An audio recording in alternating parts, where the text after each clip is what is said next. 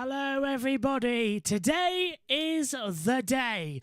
The 90th running of the Le Mans 24-hour race starts here and now with a 15-minute warm-up session. A chance for the teams to just make sure everything's working okay. A little shakedown as well before the green light goes on for the race later on today. The atmosphere, by the way, is tense. It is so tense.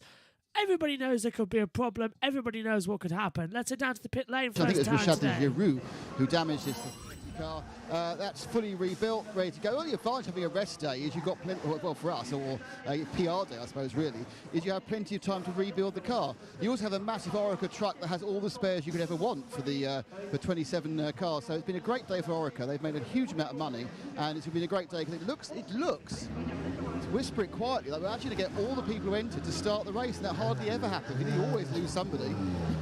Well, yes, good. That is a good point. Nearly all the time there's somebody who goes missing up here in the session. But we are about to get underway. 2 minutes until the warm-up gets underway. If you're unfamiliar with what warm-up is, 15 minutes around the track. It's usually around about 2 or 3 laps just to shake down the cars, make sure everything's okay. And don't worry, I am not ready for Le Mans. Shorts and a T-shirt. There will be a shirt coming later on. But considering I'll be in it for 24 hours, I kind of waiting to put that shirt on as well. As I'm sure everybody's ready. The whole 24-hour Le Mans will be broadcast here on YouTube. It all starts right here, right now. A plethora of guests joining me in the commentary box as well throughout the next 24 hours. Maybe a little bit more of 24 hours. I think we worked on in total. I'd be awake for near on 40 hours as well. Woke up 7:30 this morning. Won't go to bed until about 10:30 tomorrow evening as well. And there's a load of action across the next 24 hours. We've got the World Endurance Championship, obviously, with the Le Mans 24 Hour, all of it live. We've got qualifying and the race for the Formula One Azerbaijan Grand Prix. We've got 3 British touring cars delayed. Yes, we've got live coverage of IndyCar from Road America, and we'll also have the Formula 2 sprint and feature. The sprint is up next. That's at 10:15 British Summer Time. So around about 45 minutes, you can join us for the F2 sprint. And the F2 feature race tomorrow as well will be on as we're getting ready for the start of the session. Just a 15-minute warm-up. Track temperature is at 30.4 degrees. Air temperature 18.6 degrees. Humidity 79%. Here's Eduardo Freitas. He's the man. 30 seconds, under 30 seconds to open pit lane. Under 30 seconds to open pit lane. That's Eduardo Freitas, the race director here at Le Mans. Usually also race director at Formula One. Now, that means also, for those of you who can make it now, Fritek is the race director at Azerbaijan this weekend. Megan Birch, by the way, we're taking you through the hours that I'm doing Formula One. So that is tomorrow as well. So Pit exit is open for warm-up. the green light is on, and away we go. Saturday begins the action of racing. All 62 cars leave the pit lane. Not one of them has been lost. Nick de Vries, by the way, has come in for the TDS X Valente Racing Squad in car 13 LMP2.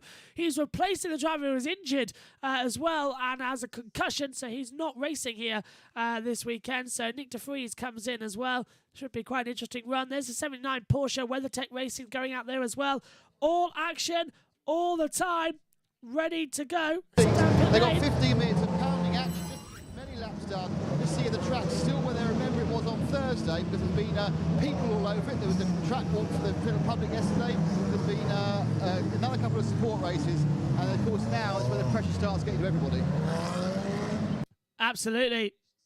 Pressure is everywhere at the moment as the situation comes on. Cameras, by the way, are in operation everywhere. And this isn't our full Combox screen, obviously, because if you've joined us throughout the broadcasting, you know that the timing screen we do use needs to be full up with all the information before we switch over to that of the teams and the hypercar class and all that lot as well. So basic timings for the current moment as they come to through. As well, everyone saying Happy Le Mans Day as well. Yeah, here we go. Down the back lane of the Mulsanne Straight just after the Dane and Taylor chicane toward the curve of Michelin chicane. with the number 7 Toyota in the hypercar category, just making its way through. Who's driving that one? It's Mike Conway in the number 7 Toyota GR010 Hybrid. Sebastian Buemi is in the sister car, number 8 Toyota as well. So we now see some of them. This is the number 8 coming round the back of the Daytona chicane. Following the number 44. There's the Hypercar Teams World Endurance Champions in 2021 was the Toyota Gazoo. Will it be? It was also the Le Mans champion last year, as it has been for the last couple. Is that going to be the case here today, though? Can Alpine, which is an LMP2 grandfathered car that's changed into a hypercar, take the honours? They were quick in qualifying. What about the 708 and 709 Glickenhaus Racing as well? They look mega out there as well. So much action over the next 24 hours. So much to look forward to as well. I don't know where to look next. It's going to be an exciting day. There's the 23 United Autosports Racing as well, with Joshua Pearson at the wheel as well as Ollie Jarvis and Alexander Lynn. But Joshua Pearson being 16 years old. Oh, and there's a spinner at the exit of Arnage, and we've got a yellow flag here in the warm-up. One of the hypercars, is it? It's the 709 Glickenhaus, we believe, who's had a spin. Yeah, the 709 with Frank Malayex at the wheel had a spin coming out, and something's broke. I reckon a suspension loose broke there, something or other. Has he stopped on the circuit? Yellow flag is still out. No sign of anything on the trackers. Yes, he's still stopped. So the 709 Glickenhaus Racing having a spin out of Arnage as well in the Mulsanne corner and has stopped on the track. That's terrible news if we're going to lose one of the main competitors already in this session. 11 minutes to go. And that's not good. Car's warmed up and it's broken. The next time you'll get a chance to go to the grid is when you go to the grid as well on your shakedown lap. So, not good news. Yellow flag still in. Fingers crossed they can get that car reset and go again. Here's the number 7 Toyota with Mike Conway at the wheel, just going round the first corner on the Dunlop curve before rising up to the Dunlop chicane as well. I think we might go slow zone if they can't get that car out of the way. Through the Dunlop chicane, up the hill, past Dunlop Bridge, down to La Chapelle as well. This is where the Bugatti track strays off for MotoGP and other series. Now you go round towards Tête Rouge as well as you go back onto the street part of this racetrack as well. And that 709 Glickenhaus still there as one of the Corvettes going slow as well. Down the back, that's the 64 Corvette going slow. With Alexander Sims at the wheel, we believe. Now, what has happened there with the 64 Corvette? It, too, is going slow. It's not a slow zone. It's coasting at 85 kilometres an hour. He's in second gear. Wonder if he thinks it's a slow zone. We're not seeing any reason for him to believe that, but the 64 Corvette's got a problem. Well, after not having any drama in the week so far, we've got mega drama in warm-up with everybody seeming to have the same situation of losing power, losing time. Well, I'm surprised. You're surprised. Everybody's a little bit like, didn't expect that today, of all things. No sign of slow zone. The Radio Le Mans. Exactly. For precisely. Yeah. So... but it is hovering around the same rev range in second gear. That might just be the maximum revs in second gear. And as you say, Shay, if it's stuck in that part of the box, I'll tell you who's driving that machine in a minute. You may well be able to be in a better position to do that for me, Paul. But these are situations that none of the teams wanted this early on in the day. Nick Tandy at the wheel. And the sister Corvette will go by. It's Nick Tandy at the wheel of the 64 at the moment. And you're absolutely right to say that you don't want to have this, Johnny. But on the other hand, far rather have it now than on the formation lap around to the grid in, what, about 6 hours' time, 5 hours' time. Agreed. Oh dear me, that's not good news at all, as it looks like John Hindale and Shay Adam are having a little joke around in the commentary box on there, as we still got all these problems actually. If we come up to the main comms box camera now, because I think the timing screens have just about restored themselves to what we need to see. So the Nick Tandy in the 64 Corvette not having the best of luck out there, and he's having troubles with 8 minutes 30 to go of this session. So keep your fingers crossed that they can get that car restarted. Now, the 709 Glickenhaus is still stopped out there, but they don't want to put a slow zone in because they need to get this session keep going. So the 709's in trouble. And there's Nick de Vries, who, for the TDX ex-Valente as well, and considering he's not even meant to be in this Le Mans, as we've gone green, so the 709... Oh, no, yellow flag's back out again, so never mind. We were green, and then we've gone back to yellow again. Nick de Vries, who has been racing in the Formula E World Championship. Oh, and that is the number 10 car of the Vector Sport, I think with Bourdais at the wheel, who has beached it coming into Indianapolis. He's gone straight into the gravel. He's managed to get it stopped before hitting the barriers, though. But he's beached it in the gravel. And we've got another spinner, and that is the number 3 in LMP2. The DKR Engineering has spun. Looks to be at maybe Dunlop Chicane. It's looking like could be Porsche Curs. I'm saying there it's at the X. So we've got 2 cars off. Yellow flags everywhere. A chance they could red flag. I'm not sure, but we'll see. Slow zones do have a reason. So the number 10, the Vector Sport, just went locked up and straight into the wall. And I was right. It is the Dunlop Chicane.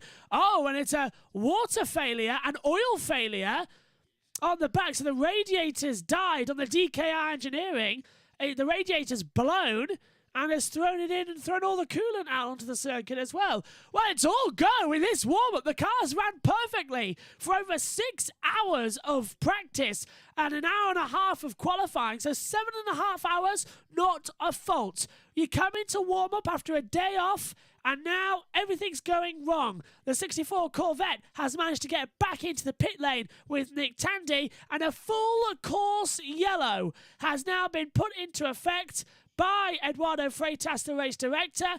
Now, a full course yellow is like a safety car, but you don't need to put the 3 Porsches out there on the circuit.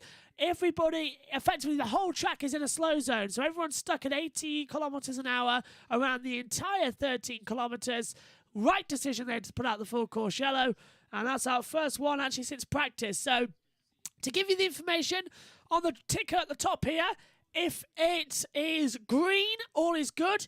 If it is stationary yellow, that means there is just 1 yellow flag out, or we're in a slow zone. We'll update you. If it flashes yellow like this, we're in a full course yellow and a safety car situation. So that's going to update you throughout this weekend, as we've got one of the LMP2s with its door open, and it's Alex Brundle in the Inter-Europol competition, and Brundle's got a problem down there with that door.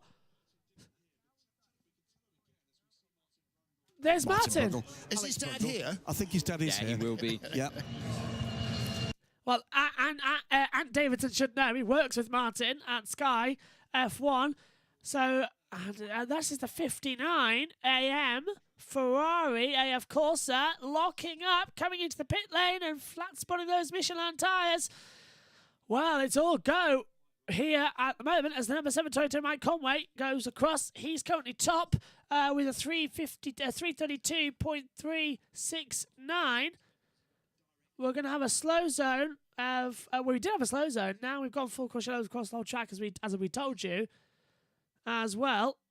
Load of action throughout this entire practice.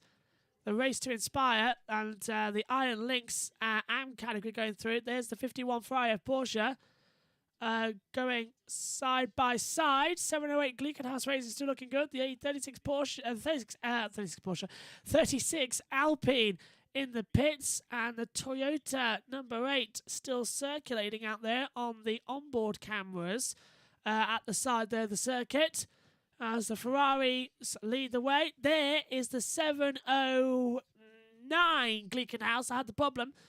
Has got back out onto the track, so fingers crossed. The 708 is 5th fastest at the moment, so the 709's got out okay, which is good news.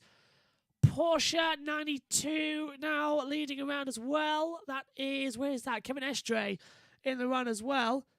AM category is actually ahead of the Pro category at the moment, and some of them are even faster than the LMP2s. Somebody take a photo of that. That'll never happen again. Down there, 708 Glickenhaus leads the number 8 Toyota, I believe, and the number 5 Penske just alongside as well. 29 to go. under this full course yellow. We might end the warm-up under that, which is a shame. We are on a quick off there. Let's take a look at Hypercar. This is the Toyota number 7 with Mike Conway coming through the Recruitement Ford chicane as well. The last corners on this track. Give you an update then of what we're like here. We're going to have coverage of the F2 sprint race. That's live here on YouTube. Then we're going to go and do the Formula 1 Practice 3. That's at 11:50 British time. And then we're into the waiting game of an hour and a half before we both go on here. Myself and the team here for Le Mans will go on here for the first. We're going at 2:30, and that will be the build-up to Le Mans. And at 10 to 3 UK time, Megan Birch and Ian Birch will go on to commentate on the session of qualifying for Formula 1. Then Megan will join me in the box here for 15 minutes while she gives me my headset back, as she's having this one. I'm having to use the others as well. And get everything plumbed back in as well in terms of baby bus mixers and that sort of thing. And then we should all be sweet to go for. Right, Nick Damon's in the pits. Let's go down to him. Yeah, the 38 cars for a couple of minutes, well, 4 or 5 minutes, and they've been doing that thing which often happens when you've left a car overnight and you've rebuilt it. They've had to do a bit of adjustment on the brakes. I think they had a binding on the left-hand side. They've been fiddling a little bit with the caliper, but also they have had to bleed the brakes as well. So it's the front brakes. They put some. This is the advantage of warm-up. Of course, these cars, most of them have had some stripping down and rebuilding since Thursday night, and you think you've put it back together properly, and then you make a little bit of an error. So this is the sort of thing which this very short 15 minutes highlights beautifully, and a disaster has been averted. The car's about to go out again. I think the only downside for this is for Antonio Felix da Costa, who was suited and booted thinking he was going to get a go, and there's not enough time now. Okay. Thanks, guys. Yeah, 1 minute 10 to go out there on the circuit at the moment, so definitely. Oh. 4, 3, 2, 1. Full course yellow removed. Full course yellow removed. Thank you. Back up. Green flag, and away we go with 55 seconds left. That's how long we're going to have for a green flag. So back to green with a minute to go. Precisely, actually, that was on the deck, wasn't it? So he gave that proper whack to go forward. And apparently, FomWatch has said on Twitter, "Dear Eurosport/Discovery, no one wants or cares about your poorly timed bleeping cutaways interviews that cut off the commentators mid-sentence. Presumably, that's just in case it gets changed over. Let's go down, though, to one of those poorly timed interviews. An issue in the drivetrain area on the back left of that Corvette. All right, well, that sounds mechanical and fixable. At least it's not in the going up and down recirculatory internal combustion engine department. Yeah, so it's a drivetrain issue on the rear then of that 64 Corvette with Nick Tandy. That caused other problems. Checkered flag is out then here for warm-up at Le Mans. And now all eyes are on the race. A big smile comes across my face because we know what's next. Alex Brundle has gone third fastest overall and is the fastest LMP2 in the number 34 Inter Europol competition as well. Alex Brundle, I think everybody as well would be praying you get your first Le Mans win here this weekend. So absolutely looking good.